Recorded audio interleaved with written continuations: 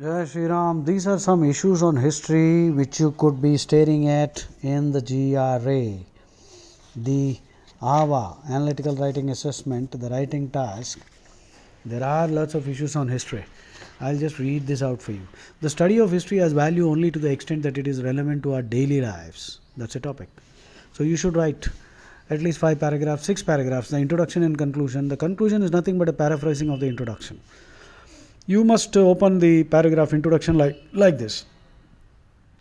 The study of history has many uses, and in some cases, even if it is not relevant to our daily lives, it has tremendous value too, or something like that. Okay.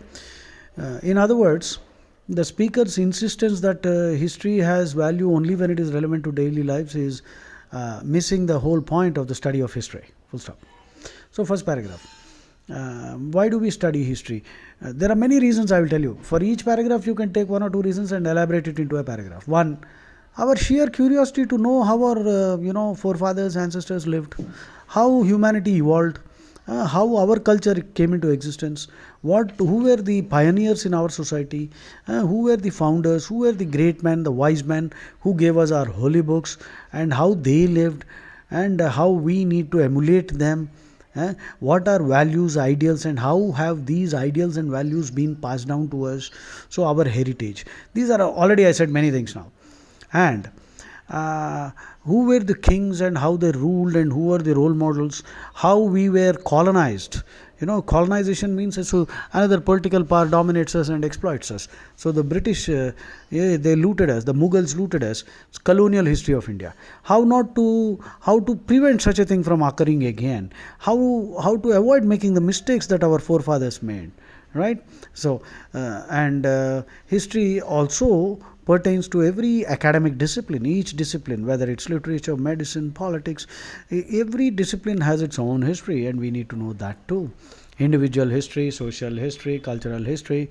So, what else do you think are the functions of study of history? We already said enough number of things. So, what may be actually relevant to our daily lives is perhaps not at all a major consideration in the study of history. That's it. Next, the chief benefit of the study of history is to break down the illusion that people in one period of time are significantly different from people who lived at any other time in history. Now, the speaker is trying to tell us in a very complicated way that people then and people now are same. We are not different. To what extent do you agree? You will write 4 paragraphs in which in 2 paragraphs you will talk about how we are different, and in 2 paragraphs how we are the same. I leave it to your imagination. So there is no breaking down the illusion. So I do not know why the speaker takes such a very interesting stance as to say that we are breaking down the illusion. There is no breaking down of illusions, and nobody, even in their wildest imagination would think that people today are same as the people then. In fact, our normal notion, our normal understanding is people in olden times were much better, more honest, more trustworthy, more friendly than now. Today we have all kinds of dangerous psychopaths and criminals and cheats, and so I think you have enough masala to write. Next. Patriotic reverence for the history of a nation often does more to impede than to encourage progress. Now, your introduction will be, see, what is this issue about? He is trying to say that patriotic reverence for history is actually bad. I think, on the contrary, every nation prides itself on having great founders. Like you see, if you look at America, the founding fathers of America were all deists, D-E-I-S-T. Deist means one who believes in God but does not believe in a holy book or rituals. So that is why they believed that everyone should have the freedom of religion. That was the First Amendment.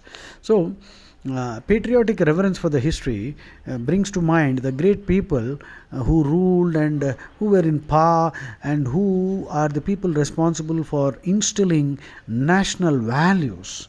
So our mottos, our national motto, our constitution, all these, who were the people who contributed to the constitution, who were the founding fathers of America, who were the founding fathers of the constitution of India. So all these things are very essential to instill ideals. So of course, if it is very narrow-minded, and if one is triumphalistic, if one is a fanatic and believes that only one's own religion is superior and others have to be either converted or killed, then this kind of reference is very narrow-minded, fanatical and dangerous. So you can write one paragraph about some kind of cult members who are doing this kind of nonsense, and today the world faces terrorism in several forms, and it is a serious menace. Okay. History teaches us only one thing: knowing about the past cannot help people to make important decisions today. Ah, is that what history teaches us, or does history actually teach us that this is how they blundered and therefore we should be careful not to repeat the same mistakes again? So you can talk about political mistakes, we can talk about what we should have done at the time of partition, or what America should have done when it got its independence in July on July 4th 1776. So what are the political mistakes, what are the academic mistakes? Our education system faces so many problems today, all because I think at the time of our independence we should have done certain things, and we should have had certain policies which we didn't. So you can go on talking about culture, religion, and how actually that we can learn how not to repeat the mistakes. We can make important decisions today by knowing what mistakes were made in the past, and then we can correct them now. Okay, next one. The study of history places too much emphasis on individuals. The most significant events and trends in history were made possible not by the famous few, but by groups of people whose identities have long been forgotten. Well, that's a very interesting idea. I leave it to your imagination. Yeah? Indeed, it is true that prominent individuals are mentioned in history, and also, of course, the common people and how they lived, and what rituals and what customs and what belief systems. See, to know any culture and the culture of a particular people, you need to look at the belief systems, ideology, mentifacts, and then artifacts, the arts and all that, and what kind of arts were encouraged by the people, and sculpture, architecture, painting, dance, drama, music, and all these things. And then socio-facts, the architecture, the institutions, which means the customs, and also the academic institutions, and the standard of education and all that. And then symbols, semiotics. So all these things have to be studied. So of course the study of history should focus on the society at large instead of overly focusing on individuals alone. Jai Shri Ram. Try practicing. Please practice. Write. See, writing is a skill which is very essential. As you go up the ladder, you will require that writing skills become very important. So unless you practice now, you will face difficulties later in life. So do not become complacent. Start practicing. And I promise you, you write the essay and post it on WhatsApp, I will give you an audio feedback file. Jai Shri Ram.